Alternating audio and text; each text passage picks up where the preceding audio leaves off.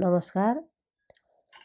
आज मैले दमको बारेमा एकदम छिटो चाहिँ बिसोक हुने, खानलाई सजिलो, बनाउन सजिलो त्यो औषधि देखाउँदैछु। यो लसुनको बिजुला मैले यसमा यो फ्राइबिनमा यसरी डढाएर कालो बनाएँ। यसलाई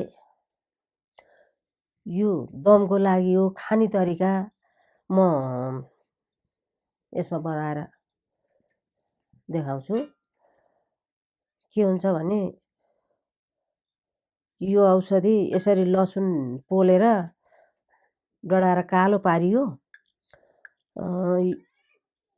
अनि यसलाई यसरी पिन्ने,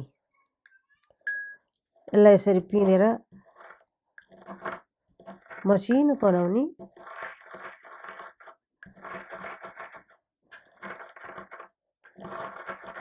पोलेको लसुनको बिजुला पिनेर यसलाई मसिनो पारेपछि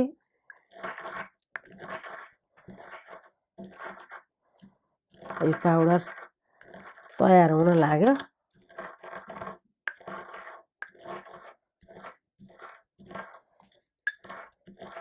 लसुनलाई एक पसर लसुन बिजुलालाई उसमा फ्राई पिनमा भए पनि हुन्छ, रोटी पकाउने ताउमा भए पनि हुन्छ, दिउरेतिर जेमा भयो भने डढाउनुहोस्। यसरी डढेर यस्तै कालो हुनुपर्छ। यसै गरी पाउडर बन्नुपर्छ। यो चाहिँ मैले कसरी होला म भन्छु मात्रै, अनि मलाई पछि सोध्नुहुन्छ कसरी होला यो बनाउने तरिका आएन भन्नुहुन्छ। त्यसकारण मैले आज यो बनाएरै देखाउन खोजेको। यो चाहिँ हजुरहरूलाई जानकारीको लागि हो। लसुनको यति मात्रै लसुन बनाएर दिनदिनै छाकै पछि यो बनाउन अलिक झन्झट हुन्छ। त्यसकारणले लसुनलाई पोलेर यसरी धुलो पाउडर बनाउनुहोस्। यो पाउडर तयार भयो। अनि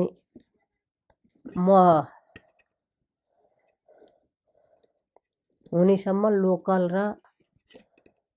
राम्रो मह चाहिन्छ। यति पाउडरलाई यतिको दरले मह राख्नुहोस्। 1 चम्चा पाउडरलाई 1 चम्चा नै मह राख्नुहोस्। अझ 1 चम्चा भन्दा मह त बढी भएकै राम्रो। मह जति सकिन्छ बढी भएको राम्रो।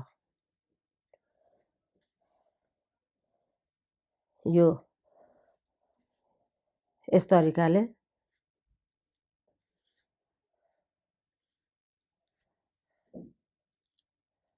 फिट्ने यो तयार भयो।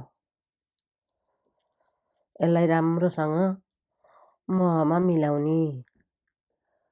यो मह अलिक साह्रो भएको भएर मैले औँलाले नै फिट्नु पर्यो, हातले नै, नत्र यसलाई चम्चाले राम्रोसँग फिट्छ। र यो यसरी तयार भइसकेपछि ठिक्कको चम्चाले 1 चम्चा खाने, ठिक्कको चम्चाले 1 चम्चा बिहान 1 चम्चा बेलुका खानु यो। अनि 1 चम्चा बिहान 1 चम्चा बेलुका ठिकै।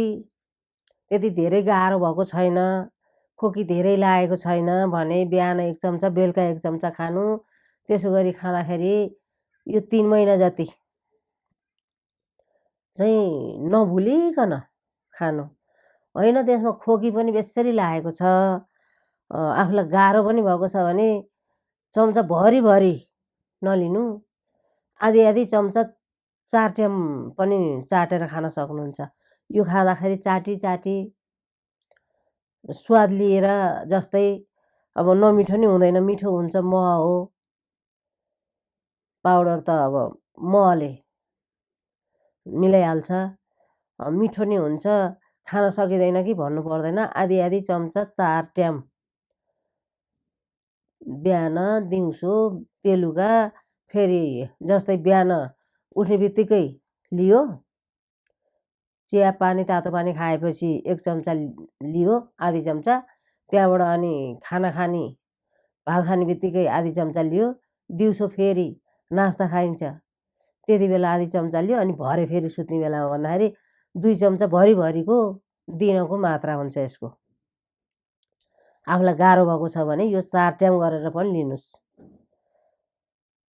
अथवा धेरै सकस भयो भने त्यति 4 ट्यामभन्दा बढी पनि अलिकति लिएर यसो चाट्न सक्नुहुन्छ। बनाएर चाहिँ राख्नुहोस्, यो बिग्रिँदैन। यो कति भने 200-300 ग्रामको 500 ग्रामको महको बट्टा पतञ्जलीको लिनुहोस्। अब यहाँ अहिले लोकल भने जस्तो पाइँदैन। पतञ्जलीको मह 500 ग्रामको बट्टा लिनुहोस्।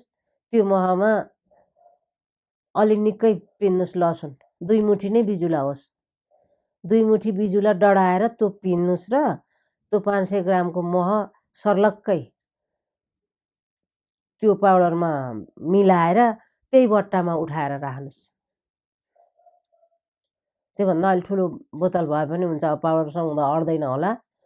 त्यो मह सर्लकै सबै राख्नुहोस् र अर्को एउटा बोतलमा त्यसलाई उठाएर राख्नुहोस्। उठाएर राखेपछि खानलाई जहिले खाए पनि त्यो बिग्रदैन। त्यो त जति महिना वर्षै राखे पनि त्यो बिग्रिने चिज होइन। महमा डढाएको पाउडर छ, लसुन डढाएको, त्यो त बिग्रिने भएन। अनि आफूलाई आवश्यक पर्दाखेरि खान सकिन्छ। दमवाला मान्छेलाई रुगाखोकी बेसी लाग्छ। रुगाखोकी लागेपछि गाह्रो हुन्छ, त्यो मैले भोगेको कुरा। अब अरूलाई यस्तो भयो रे भन्नु परेन। मैले आफैले धेरै थरी औषधि गरेर खाइसकेँ, धेरै थरी गरिसकेँ। म पनि दमको पीडित मान्छे हो। अहिले आएर मैले यो औषधि बनाएर खाइसकेपछि चाहिँ रुगाखोकी लाग्दाखेरि अर्को मेडिसिन लिनु पनि परेन। यही धेरै ट्याम चाटेर 4-5 ट्याम नै चाट्ने खाने गरेर यसैले ठिक हो। त्यसकारण यो हजुरहरूले पनि दमको रोग लाग्ने मान्छेलाई थाहा हुन्छ गाह्रो कस्तो हुन्छ भनेर मैले यो बुझेको छु। यति सजिलो घरमा बन्छ। अब त्यही हो, मह चाहिँ ल्याउनु पर्छ। मह त सबैको घरमा हुन्छ भन्न सकिँदैन। मह लिएर आएर यति बनाएर राखेर खुरुखुरु खानुभयो भने यो रोगबाट पनि छुटकारा मिल्छ। दम रोगबाट छुटकारा मिल्ने रहेछ भनेर यो मैले आफैले खाएर जानेर हजुरहरूलाई पनि सुख होस्, सजिलोसँग सास फेर्न पाइन्छ। जब रुगा लाग्छ तब त उठेर हिँड्न पनि सकिँदैन, न सुत्न सकिन्छ न उठेर हिँड्न सकिन्छ। त्यति गाह्रो हुँदाखेरि मलाई यसैले भएको नि हो। हुन्छ, हजुरहरूलाई नि हुन्छ। यो बनाउन सजिलो छ। अब मह किनेर ल्याइसकेपछि लसुन डढाएर चाहिँ जस्तै एउटा रोटी पकाउने तावामा भए पनि हुन्छ, डढ्छ त्यो। 2 मुठी नै गजबले डढाउनु पर्दाखेरि धेरै सानो दिउरेमा त डढ्दैन। फ्राई पिन अथवा तावा यस दुईटामा एउटा जे भए पनि त्यसमा डढाउनु अनि पिन्नु। त्यही डढाएकै भाँडोमा चाहिँ पिनेर मसिनो पारे पनि हुन्छ। अन्त कालो हुन्छ, त्यसैमा गऱ्यो भने पछि त्यो धोएर राख्दा भइहाल्छ। अनि एउटा कचौरा प्लेट ठुलैमा मजासँग मलेर फिटेर त्यही बट्टामा उठाएर राख्नुहोस्। र त्यति सायद त्यति खाँदैखेरि बिसो भइहाल्छ कि, र अझै अलिअलि बाँकी रह्यो, पुगेन मात्र पुगेन कि जस्तो लाग्यो भने फेरि पनि बनाएर खाँदा भइहाल्छ। मह किनेर ल्याउन पाइहालिन्छ बजारमा। पतञ्जलीको अब अरू लोकल आफ्नो घरपाला मौरीको नभयो भने यो देशी मौरीको भन्दा त बरु पतञ्जलीकै हुन्छ।